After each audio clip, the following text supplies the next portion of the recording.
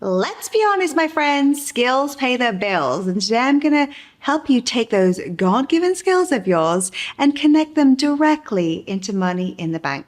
You ready?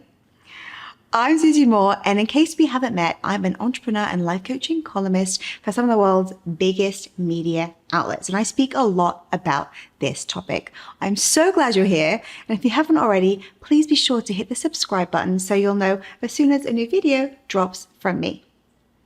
Now, I'm going to be breaking down a process with you today called the Skill Distiller Formula. Many of my clients love this because they come to me when they're looking for a change. Maybe it's a promotion, maybe it's a complete change in careers, maybe they want to start something new of their own. Whatever it is, they might be just lacking in confidence and they don't know what it is that they're really good at, and they need to really tune into their skills. To help address this, enter the Skill Distiller Formula. It helps you really understand your strengths, what's already existing inside of you. It's a simple 3-step formula you can use that works in so many situations. The first step is to think of 3 big problems you've had or successes that you've had.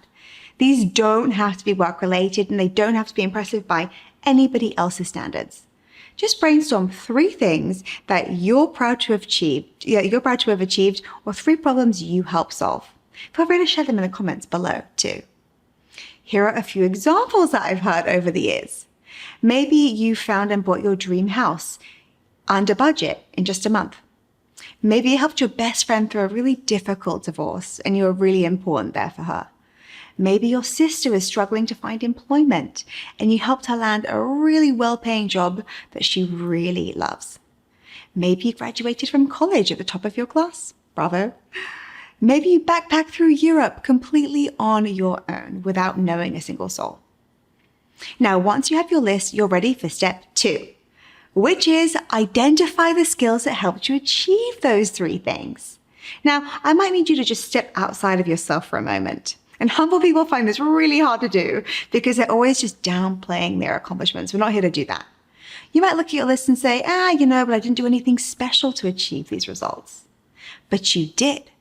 You have a set of strengths and skills that enabled you to do all of those 3 things, and not everyone could do them, and certainly not the way that you did. That's very important to know.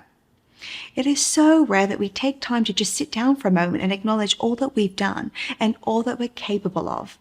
But it's essential to recognize your strengths if you want to welcome more success, more ease, more joy, more abundance into your life.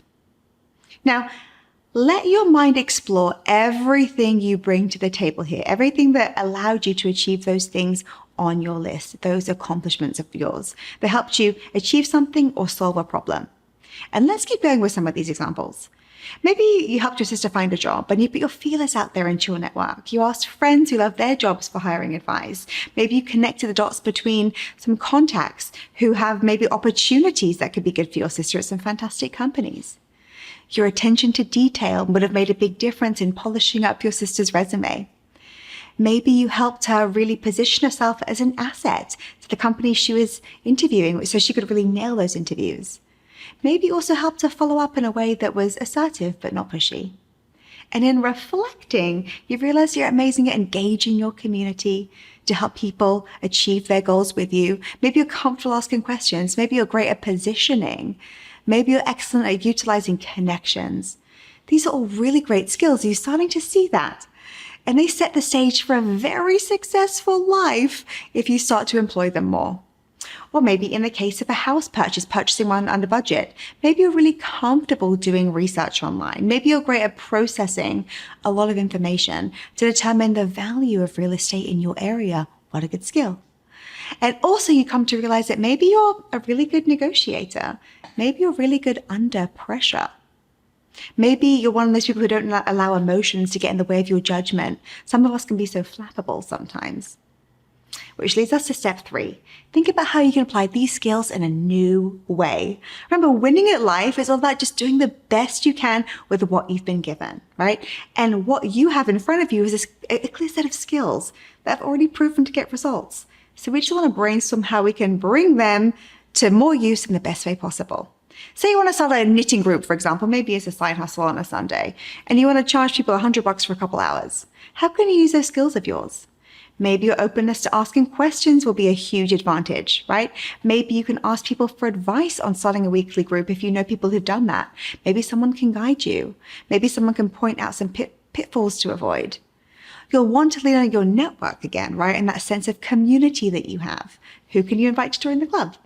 Who are the social butterflies in the big circles that you know who could spread the word?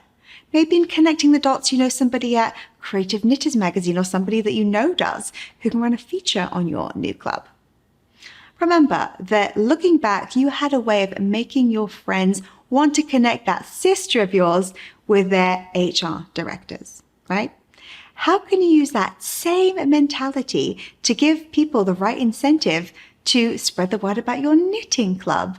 It's all the same skills here. How can you get people excited about being part of your community, your world, this opportunity? Maybe those positioning skills come back in too, and those follow-up skills. They'll help you when it comes to reaching out to securing venues, right? Maybe you can convince somebody to let you use their club for free. How can you follow up in this non-sleazy way to make sure you get a yes? You already know how you've proven it. Or maybe those real estate skills will helping you research the right area and maybe even launch a course, who knows, in creating a virtual knitting group with people from all around the world.